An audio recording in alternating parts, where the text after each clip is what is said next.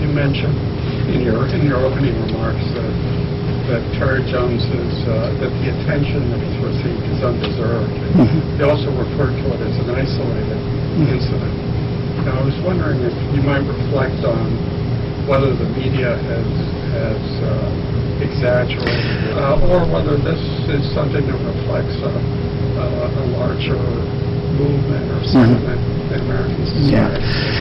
In our pocket guide, we actually discuss that as to whether, because believe me, every day we get emailed YouTube videos of somebody shooting the Quran, somebody burning the Quran, somebody doing other things to the Quran, or offensive anti-Muslim videos, and we generally tell people, look, just ignore that. They're just seeking publicity. In this case, this church and this pastor has a long history with the Islam is of the devil signs, with the intimidating T-shirts that they put on their children and sent to school with Islam is of the devil, creating a hostile learning environment for Muslim students there.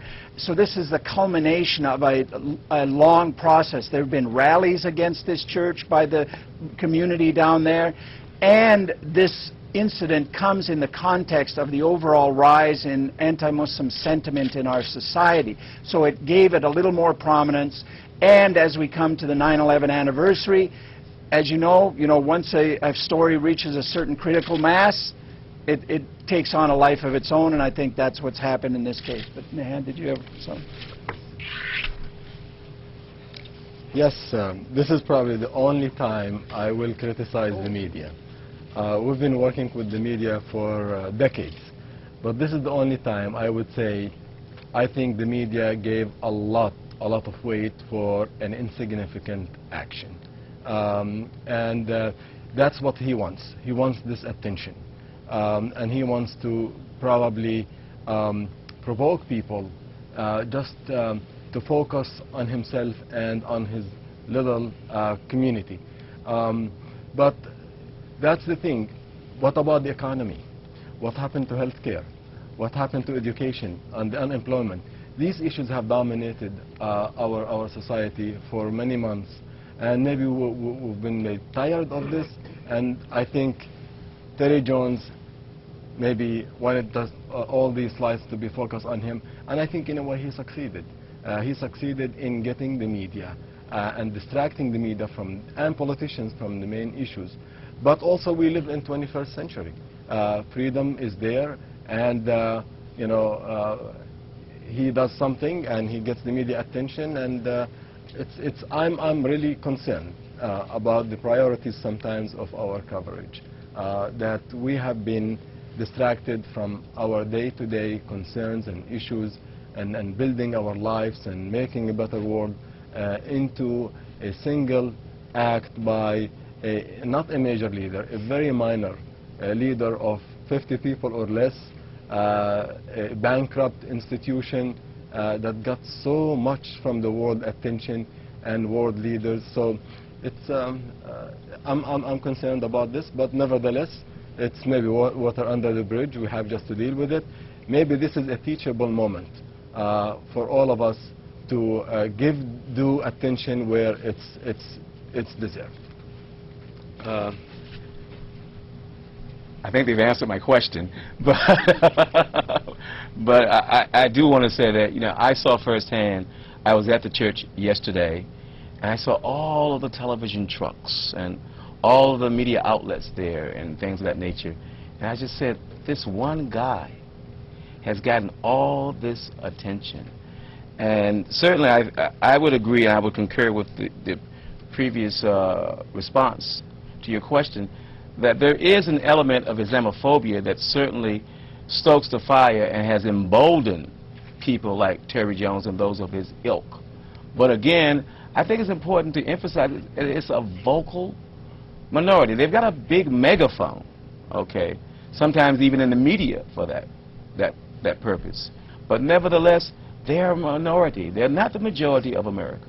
They're just a vocal minority. And in the case of Terry Jones, okay, he has no support whatsoever. His congregation exists possibly of no more than 15 to 20 persons. Even his family members have revolted against him, including his daughter. So there's just no support for what's happening, but yet, I guess the old adage, if it bleeds, it leads, so everybody's out there covering Terry Jones. And I wish, and I implore the media, cover the people of Gainesville. Interview the president of the University of Gainesville. Interview the leading clergies in Gainesville.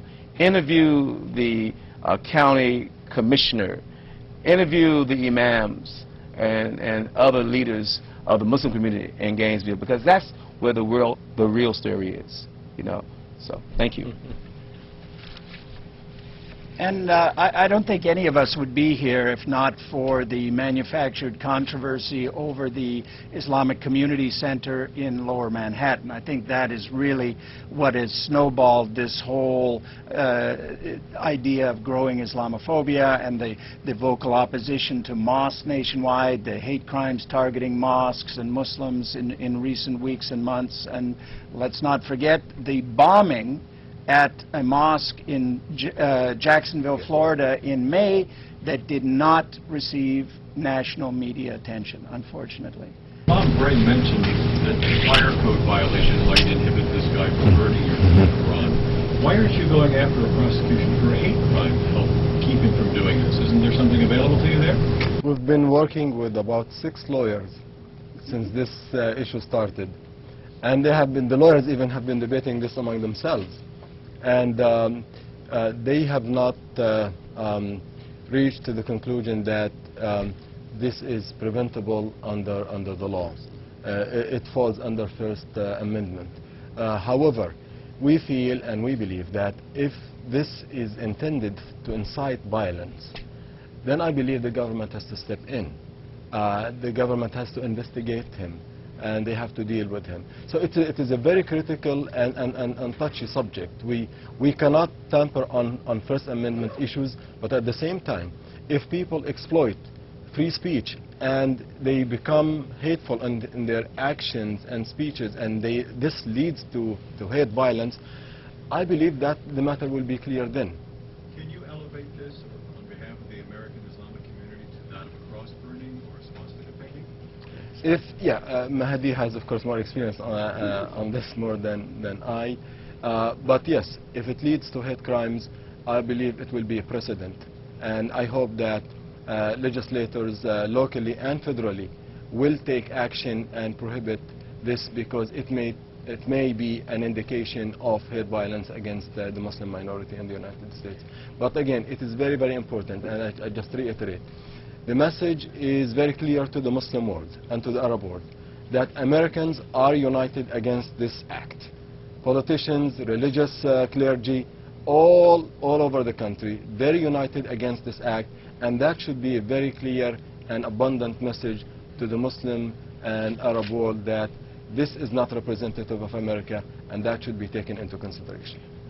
You know, I think the issue of cross-burning, because we've explored a lot of these, as you had said, and we've had legal teams, and we've conferred with legal teams, and we conferred with a legal team, a private law firm, and because there's a right there, the city is really concerned about security. There's a major football game going on between the University in Tampa and the University of Gainesville, and so on like that. And so the security is really of great concern. But the scenario of the cross-burning, that's a state situation in Maryland and in Virginia, I believe. But it's not a federal statute about cross-burning. So, and Florida doesn't have a statute like that. So we thought about that. So we realized that Florida doesn't have a statute like that. Also, as an activist, you know, we looked at a strategic situation. We could have gone into the court in the city of Gainesville and asked for an injunction relief.